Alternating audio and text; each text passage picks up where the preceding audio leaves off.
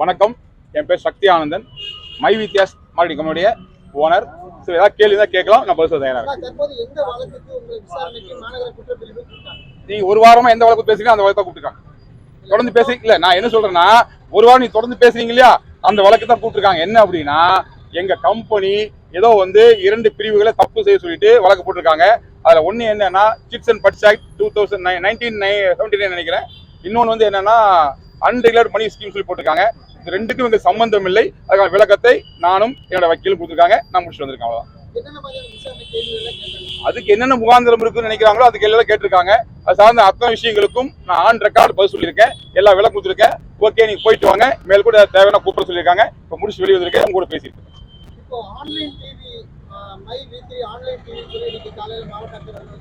சரி, ஓகே. என்ன புகார் கொடுத்தாங்க சார்?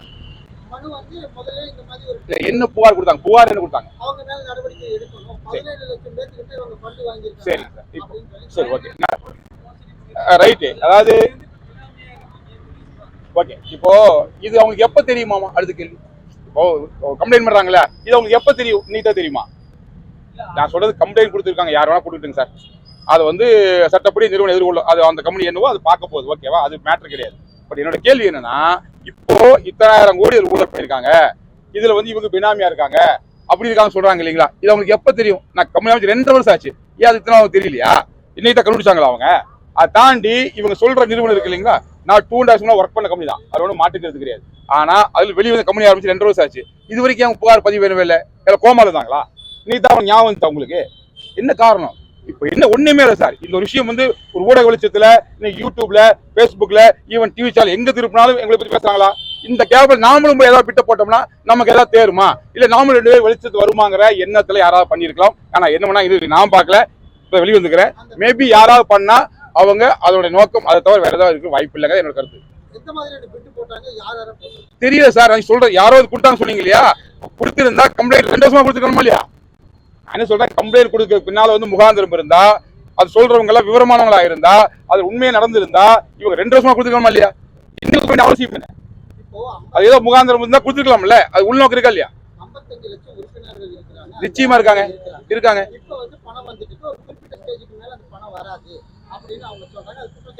சார் அவங்க சொல்றத அவங்க குடிச்சாட்ட நான் மதிக்கணும்னு அவசியம் கிடையாது, ஃபர்ஸ்ட் விஷயம். ஆனா பொதுமக்களுடைய கேள்வி இருக்கிறனால அதுக்கு நான் பதில் சொல்றேன். அவர்களுக்கு பதில் சொல்ற ஐடியா எனக்கு கிடையாது. ஏன்னா அவங்க அதாவது பாட்டதி பேர் வாங்க இருக்காங்க, குற்றம் முடிஞ்ச பேர் வாங்க, அவங்க பார்த்தாலும் குற்றம் சொல்றது மட்டும் தான் அவங்க நோக்கமே ஒழிய அதுல உருப்படியாக பாக்குறதுக்கு அவங்க தயாரா இல்லை. ஆனா இன்னைக்கு நீங்க ஜென்ரலா ஒரு பொதுமக்கள் சார்பில் ஒரு கேள்வி கேட்கறீங்கன்னா அதுக்கு நான் பதில் சொல்றேன். Simple sir. இன்னைக்கு விளம்பரத்துறை என்னைக்கு அழிஞ்சு போகுமா? என்னைக்கு இன்னொரு க்ளோஸ், அடுத்த வருஷம் மார்ச்சோட முடிச்சிருவாங்க கணக்கு இருக்கா? வியாபாரத்துறை என்னைக்கு அழிஞ்சு போயிருமா? ஸோ விளம்பரத்துறையும் வியாபாரத்துறையும் எவ்வளவு வருஷம் இருக்குதோ அவ்வளவு வருஷம் என் கம்பெனி இருக்கும். ஏன் 2 ஒருங்கிணைச்சு பண்றேன், அது இருக்குங்கிறத நான் இன்னைக்கு வாயில வர சொல்ல ஏற்கனவே 2 வருஷம் செஞ்சு காமிச்சிருக்கேன். ஏற்கனவே 2 ப்ராடக்ட் இருக்கும்போது செஞ்சு காமிச்சிருக்கேன்னா இன்னைக்கு எங்கிட்ட 87 ப்ராடக்ட், அன்னைக்கு எங்கிட்ட ஒரு ஆஃபீஸ் போய் செஞ்சு காமிச்சிருக்கேன்னா இன்னைக்கு எல்லா பக்கம் ஆஃபீஸ், அதை தாண்டி எங்க ஸ்டோரே இல்லாம செஞ்சு காமிச்சிருக்கேன்னா இன்னைக்கு எங்கிட்ட more than 700 ஸ்டோர் இருக்கு.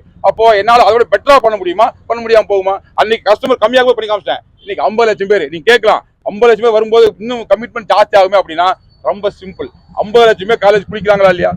50 லட்சம் பல்லு வைக்கிறாங்களா இல்லையா? 50 லட்சம் பேர் யாரும் கஸ்டமர் தானே. அவங்களாம் ஏன் கஸ்டமரா உண்மையா நான் யாரும் நிர்பந்திக்க போறது இல்லை, யாரையும் கம்பல்சரி வாங்க சொல்ல போறது இல்லை. ஒருவேளை அவர்களெல்லாம் மனம் மாறி நிறுவனத்துடைய ப்ராடக்ட்ஸை முழுமையா விரும்பி வாங்க ஆரம்பிச்சா என் கம்பெனி எங்க இருக்கு நீங்க முடிவு பண்ணிக்க, இந்த கணக்கெல்லாம் பதில் கிடைக்கும்.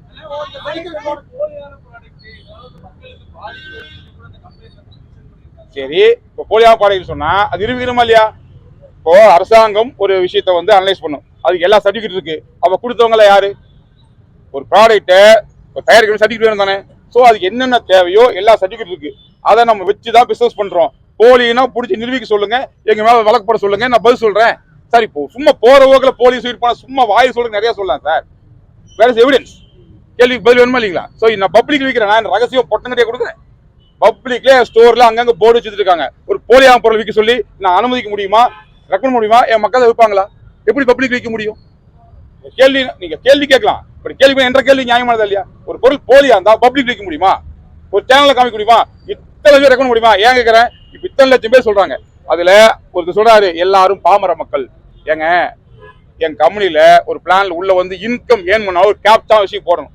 அந்த கேப்சாவை ஒரு 7 டிஜிட் இருக்கும், அதுவும் 9-15 செகண்ட்ல போடணும்னு சொன்னா எப்படி ஒரு பாமரதா செய்ய முடியும்? ஸோ அவருக்கு படிக்க தெரிஞ்சிருக்கணும், இங்கிலீஷும் நம்பர் படிக்க தெரிஞ்சிருக்கணும், அதை தாண்டி டைமிங்குள்ள போட தெரிஞ்சிருக்கணும். இதெல்லாம் இருந்தாலும் பண்ண முடியும்னா எப்படி அவங்க பாமரனா இருக்க முடியும்? ஸோ அனைத்து துறை மெம்பரும் எங்கிட்ட இருக்காங்க. அப்படி இருக்கும்போது அவங்களால ஒருத்தரும் கூட யோசிக்காம யோசிக்க போறாங்க. அதெல்லாம் கேள்வி. இத்தனை நாள் யோசிக்காம இன்னைக்கே யோசிக்கிறாங்க. ஒரு ஊடக வெளிச்சம் வந்துருச்சு, மைவித்திங்கிற பேரை சொன்னா நமக்கு ஒரு பப்ளிசிட்டி கிடைக்கும் நினைக்கும் போது யாரோ அந்த பப்ளிசிட்டி பயன்படுத்தி நினைக்கிறாங்க. பயன்படுத்திக்கிட்டு வாழ்த்துக்கள். அவ்வளவுதான். பொதுமக்கள் அவ்வளவு பேர் கூட்டமா கூடியிருந்தாங்க. அவங்களும் ரொம்ப நேரம் இது பண்ணாங்க. இந்த வழக்கை நீங்க வாபஸ் பெறணும்னு சொன்னாங்க. அவங்க விருப்பம், அது நான் சொல்ல. அவங்க சொன்னாங்க. அப்ப நீங்களும் கலந்து போங்கன்னு சொன்னீங்க. ஆமா, அதுக்காக வந்தேன் நானு. மாவட்ட ஆட்சியர் அலுவலகத்துக்கு தான் அந்த கூட்டம் எல்லாம் வரதான் சொன்னாங்க. அதை பத்தி சொல்லுங்க சார். இப்போ சிம்பிள் சார், போய் எங்க கம்பெனி ப்ராப்பரா செயல்படுத்துங்கிறத நான் 2 வருஷம் செஞ்சு காமிச்சிருக்கேன். வாயில சொல்ல நான் ப்ரூவ் பண்ணிருக்கேன். 2.5 இயர்ஸா எங்க மக்களுக்கு என்ன சொல்லணும் செஞ்சு காமிச்சிருக்கேன். இன்னைக்கு தொடர்ந்து செஞ்சுட்டு இருக்கேன், இனிமேல் செய்ய போறேன். அது எந்த குழப்பம் எங்க மக்களுக்கு இல்லை. ஆனா யாராவது வழக்கு கொடுக்குறாரு, ஒரு புகார் கொடுக்குறாரு, இப்படி கம்பெனி தப்பு பண்ணுது, இந்த விதத்துல மோசம், ஏதோ தொடர்ந்து புகார் பல முறை அட்டாக் கஜினி மூமெண்ட் தோத்து போயிடுவார், அதாவது அதிகமாக அட்டாக் பண்ணி கொடுத்துருக்காரு. அப்படி அட்டாக் பண்ணி கொடுத்ததுல ஒரு மூவ்மெண்ட்ல ஒரு எஃப்ஐஆர் ஃபைல் பண்றாங்க. அந்த எஃப்ஐஆர் ஃபைல் பண்ணி 10 ஃபைல் பண்றாங்க. ஃபைல் பண்ணதுக்கு அப்புறம் 2 டேஸ் கழிச்சு தகவல் தெரியுது. எது அவங்க கம்பெனி இங்க போலீஸ் ஸ்டேஷன் கூட சொல்ல, ஏன்னா சொன்னது யாரு? மக்கள் பேஸ்புக்ல பார்த்து சொல்றாங்க. ஸோ பார்த்தேன் யாரோ எஃப்ஐஆர் பேசுறாங்க, இதுக்கு மேல நம்ம பேசலாம் சொல்லிட்டு ஏன் சேனல்லையே நான் எஃப்ஐஆர் வாங்க எஃப்ஐஆர் 2 செக்ஷன்ல போட்டிருக்காங்க. இந்த 2 செக்ஷன் நமக்கு சம்பந்தமே இல்லை, இது பதில் சொல்றதுக்கு நமக்கு முடியும் சொல்லி சிம்பிளா முடிச்சிடறேன். என்னுடைய MD4ல என்னோட யூடியூப் சேனல்ல பேசியிருக்கேன். இது எப்போ இந்த விஷயம் நடந்து 4 நாள் கழிச்சு. அதுக்கப்புறம் அந்த நபர் வெற்றி முடக்கப்பட்டது, எல்லாமே க்ளோஸ், 1000 கோடி தடுத்துட்டு சொல்லிட்டு அவர் பெருசா கொண்டாடும் போது அதை பாக்குற மக்கள் கொஞ்சம் வருத்தப்படுறான். இதை தாண்டி RS 2 ஆபீஸ் மூடிட்டோம், 2 ஸ்டோர் மூடிட்டோம், எந்த ஸ்டோர் மூடிருக்காங்க காமிக்க சொல்லுங்க. சும்மா வாய்க்கு அடிச்சு விட்டு இல்லாப்பலா சொல்லி ஒரு அவதூறு பிரச்சாரத்தை கிளப்பும் போது அங்க மக்கள் கோவப்படுறான், வருத்தப்படுறான். அப்ப இதை போய் முறையிடுவோம் யாருகிட்ட? கோயம்புத்தூர் யார் பொறுப்பு? யார் முக்கிய மாவட்ட ஆட்சியர்? அவரை பார்த்து சந்திச்சு சொல்ல போற சொல்லிட்டு கொஞ்சம் பேர் கிளம்புற முடிவு பண்றான். என்கிட்ட கேட்கறான், சார் நாங்க போய் கம்ப்ளைண்ட் பண்றோம், பண்ணிக்கோன்றேன். எப்போ? கொஞ்சம் பேர் நினைக்கும் போது. அப்புறம் ஒரு லெவலுக்கு மேல சனிக்கிழமை கால வரைக்கும் இதை பத்தி பேசவே இல்லை, யோசிக்கவே இல்லை. திடீர்னு சனிக்கிழமை மதியமே ஒரு தகவல் வருது, என்னப்பா அப்படின்னு சொல்லி பேசும்போது, சார் நாங்க மொத்தமா கிளம்புறோம், ஊர்ல இருந்து எங்க ஊர் பஸ்ஸே வருது. ஏன்னா நீ தான் வரணும்னு சொன்னேன், எங்க ஊர் பஸ்ஸே வருது, நான் கிளம்புறேன், எல்லாம் கிளம்பிட்டாங்க சொல்லி போயிட்டு அங்கிருந்து 2 பஸ் 3 பஸ் அங்க சொல்லும் போது எனக்கு ஒரு பயம் வருது. ஏன்னா இந்த மாவட்ட ஆட்சியாளர் இந்த லொகேஷனுங்கிறது எவ்வளவு சென்சிட்டிவான பிளேஸ். 50 மீட்டர்ல கமிஷன் ஆபீஸ், இந்த 50 மீட்டர்ல SP ஆபீஸ், ஆப்போசிட்ல பார்த்தா ஃபயர் சர்வீஸ் ஸ்டேஷன், இங்க ரயில்வே ஸ்டேஷன், அந்த பக்கம் GH, இந்த பக்கம் KG ஹாஸ்பிட்டல், கோர்ட்னு சொல்லும் போது ஹார்ட் ஆஃப் த லொகேஷன் இது. இங்க அதுல வந்து என்ன இருக்கும்? சோ அப்ப நான் என்ன சொல்றேன், தயவு செஞ்சு அங்க போகாதீங்க, இந்த இடம் தாங்க தப்பா போயிடும், பொதுமக்கள் கிடைச்சல் பண்றதுக்கு நம்ம அனுமதிக்க கூடாது. ஏன்னா மக்கள் சொல்லி போட்டு வாயில் சொல்ற செஞ்சு காமிக்க சொன்னோம். அப்ப என்ன பண்றாங்க, சார் நாங்க சொல்லியாச்சு, மக்களை தயாராயிட்டாங்க, ஆனா தடுத்து இருக்க முடியாது, என்ன பண்ணலாம் கேட்கறாங்க. சரி வேற இடம் சொல்றேன், இங்க போகாத சொல்றேன், சரி இடம் சொல்லுங்க சொல்றாங்க. அப்ப நான் கூப்பிட்டு கேட்கறேன், எனக்கு கரெக்டா பதில் வரல. அதுக்கப்புறம் ஞாயிற்றுக்கிழமை காலை 10 மணி தான் சொல்றேன், நீலம்பூர் பைபாஸ்ல நின்னுக்குங்க. கொடிசியாக தெரியும், பட் வந்தாலும் அங்கேயும் டிராபிக் ஆகும், சிட்டில வந்து அங்கேயும் பிரச்சனை ஆகும். ஏன்னா அதுவும் மெயினா இல்லை. எத்தனை வசி அங்க பாத்தீங்களா, எத்தனை வண்டி இருந்துச்சு, இதெல்லாம் உள்ள வந்து என்ன இருக்கும், பப்ளிக் கூட உள்ள போயிருவான், வண்டி எல்லாம் எங்க நிறுத்துறது, பார்க்கிங் இருக்காங்க. சோ பெரிய கவலை வர ஆகும் போதுதான் நான் என்ன பண்றேன், மக்களுக்கு சிரமம் தான் பரவாயில்ல, தட் இஸ் எங்க மக்களுக்கு. நீங்க வந்து ஆட்டோமேட்டிக் எல்லாம் எங்க இல்லைங்க, LNT பைபாஸ்ல ரோட் டோர்மெண்ட் இல்லைங்க, வண்டி விட்டே இறங்காத, அப்படி இறங்கினாலும் கீழே நில்லு, மணி வண்டி ஏறி ரோட்டுக்கு டிஸ்டர்ப் பண்ணாத, உள்ள வராத, ஓரமா நில்லு, தண்ணி பாட்டு நீயே கொண்டுக்கோ, எல்லாம் சொல்லியாச்சு. இதான் நடந்தது. அப்போ கூடவே என்ன பண்றோம், ஞாயிற்றுக்கிழமை அந்த லோக்கல் மெம்பர்ஸ் இருப்பாங்கல்ல, அவங்களுக்கு கூட சொல்றோம், ஐயா நீங்க போய் பக்கத்து ஸ்டேஷன் சொல்லிருங்க, ஏன்னா திடீர்னு கூட்டம் வந்தா அவங்களுக்கு கன்ஃபியூஸ் ஆயிரும். ஸோ ஸ்டேஷன்ல தகவல் சொல்லிட்டு சொல்லும்போது போய் சூழல் சொல்றாங்க. அவங்க சொல்றாங்க எங்க லிமிட் இது கிடையாது, இது வந்து பக்கத்துக்கு சிக்னல் இருப்பாங்கட்டாங்க. அப்புறம் அந்த டீம் அங்க போறாங்க. அப்போ அங்க இன்ஸ்பெக்டர் அவர் இல்ல, அவர் வெளியே போயிட்டாரு, வர்றாரு. வந்ததுக்கு அப்புறம் அங்க கூடாது, அது வந்து தடை செய்யப்பட்ட பகுதி, அங்க அடிக்கடி ஆக்சிடென்ட் ஆகும், பக்கத்துல ஹாஸ்பிட்டல் இருக்குது, ஸோ அலோவ் பண்ண மாட்டோம்னு சொல்லிட்டு ஒரு லெட்டர் எழுதி கையில் வாங்கிட்டாரு.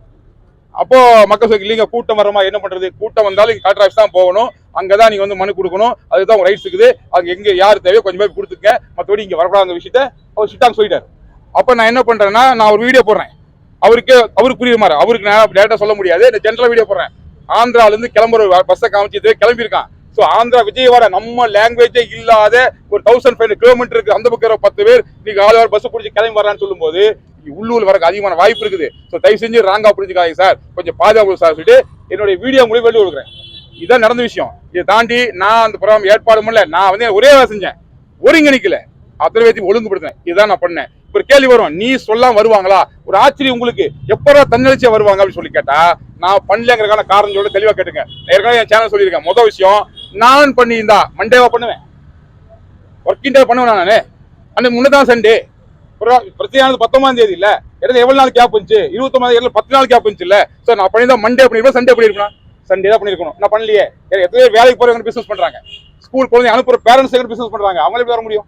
சோ ஃபர்ஸ்ட் ஆஃப் ஆல் நான் பண்ணிக்கிற முதல் காரணம் அது நடந்தது மண்டே. ஏன்னா கலெக்டர் மனு கொடுக்கணும் அன்னைக்கு தாங்கிறனால அன்னைக்கு வந்திருக்காங்க. சோ கூட்டு அதிகமா எடுத்த மாதிரி இருக்கேன். ரெண்டாவது நான் பண்ணியிருந்தா அது பொட்டல்காரிலே வைப்பேன். எதுக்கு அங்க போய் மக்களை கஷ்டப்படுத்துறேன்? இங்க வந்தா ஜாம் ஆயிருந்து என்ன இருக்கும்? இந்த இந்த இது எவ்வளவு பெரிய விஷயம் பேசியிருப்பாங்க. ஒருவேளை எனக்கு அது பாதுகாப்பு, அது பண்ணாத தப்பிப்ப நான் நினைச்சிருந்தா இங்க அனுப்பிச்சிருப்போம், அங்க போக சொல்லணும். யோசிச்சு பாருங்க, யாரா இப்படி யோசிப்பாங்களா? சோ மக்களுக்கு எந்த வித இடையூறு ஆகக்கூடாது. அவர்களும் சிக்கிட்டு, அதாவது உள்ள கூடுற கார நேரம் கலையர் லேட் ஆகும். ஏன்னா பூரா சின்ன சின்ன ரோடு, எப்படி மக்கள் வெளியே போவாங்க? இத்தனை கடை இருக்குது, எப்படி பிசினஸ் நடக்கும்? Working day